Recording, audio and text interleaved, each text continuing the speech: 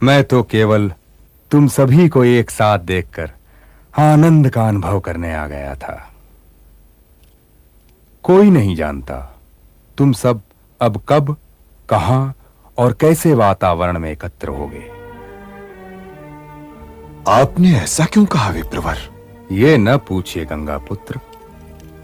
न मैं कहकर प्रसन्न होऊंगा, न आप सुनकर, पर इतना अवश्य कहे जाता हूं कि सूर्य का महत्व अपने स्थान पर है और दीपक का अपने स्थान पर, और कोई किसी का स्थान नहीं ले सकता, और यदि लेने का प्रयत्न करेगा तो पराजय स्वयं अपने हाथ से उसकी भाग्य रेखा खींच देगी। अच्छा वत्स, अब मैं प्रस्थान करता हूं।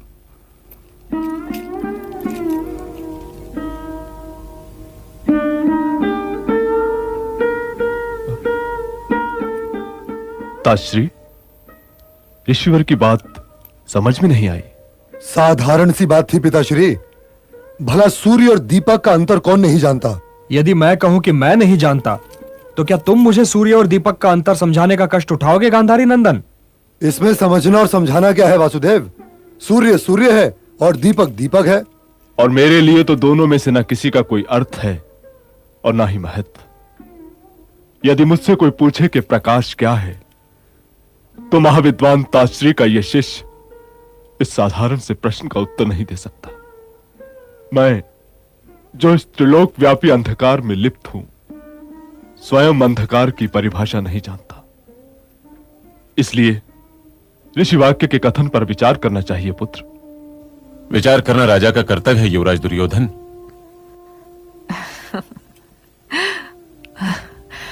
मैं तो बस यही चाहती हूं कि आप सब मेरे पुत्र युधिष्ठिर को आशीर्वाद दें कि भरतवंशीय परंपराओं के अनुसार वो एक अच्छा राजा सिद्ध हो और आने वाले युग उसका नाम आदर सहित ले। पुत्र युधिष्ठिर, सबसे आशीर्वाद लो। जो आ गया माताश्री। मेरी ओर न देखिए बड़े भैया, यह राजसभा नहीं है, परिवार सभा है। यहां सबसे पहले आशीर्वाद पितामह से लीजिए। मुझे आशीर्वाद दीजिए पितामह। आयुष्मान भव। मुझे यह आशीर्वाद दीजिए पितामह कि मैं सदैव हस्तिनापुर को आदरणीय मानता रहूं। ये भी मुझी से मांग लोगे तो अपने ज्येष्ठ पिताश्री से क्या मांगोगे? जाओ, उनके पास जाओ। मुझे आशीर्वाद दीजिए ज्येष्ठ पिताश्री। आयुष्मान भव। तुम किसी का अनादर कर ही नहीं सकते पुत्र, तो फिर ये आशीर्वाद क्यों मांग रहे हो? इंद्रप्रस्थ बसा लेने का अर्थ ये नहीं है पुत्र कि हस्तिनापुर से तुम्हारा नाता ही टूट गया। वो भी तुम्हारा ही है। और साथ ही साथ ये भी कहिए पिताश्री कि इंद्रप्रस्थ भी मेरा ही है। ज्येष्ठ पिताश्री से ये क्यों कहलवाना चाहते हो प्रियनुज? इंद्रप्रस्थ तो तुम्हारा है ही। मुझे नीति ज्ञान दीजिए ज्येष्ठ पिताश्री। ये विदुर का क्षेत्र है, ये तो तुम अपने काकाश्री से मांगो पुत्र। हां पुत्र, इस ज्ञान के लिए तो स्वयं मुझे भी बार बार विदुर ही को पुकारना पड़ता है। जो आ गया ज्येष्ठ पिताश्री। मुझे आशीर्वाद दीजिए काकाश्री। आयुष्मान भव, धर्मराज भव। हे राजन, आप तो इस युग में धर्म की प्रतिमूर्ति हैं।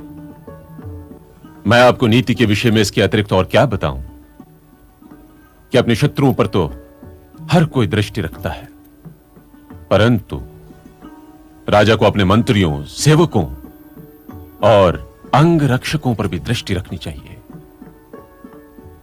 हे राजन, काम का वेग और भूख की ज्वाला ही हर पाप की जड़ है,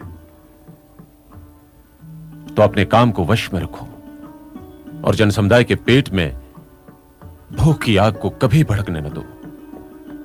इन बूंदों से मेरी प्यास नहीं बुझी काकाश्री। आप धर्म और अर्थ के ज्ञान में निपुण हैं, कुछ और नीति ज्ञान दीजिए।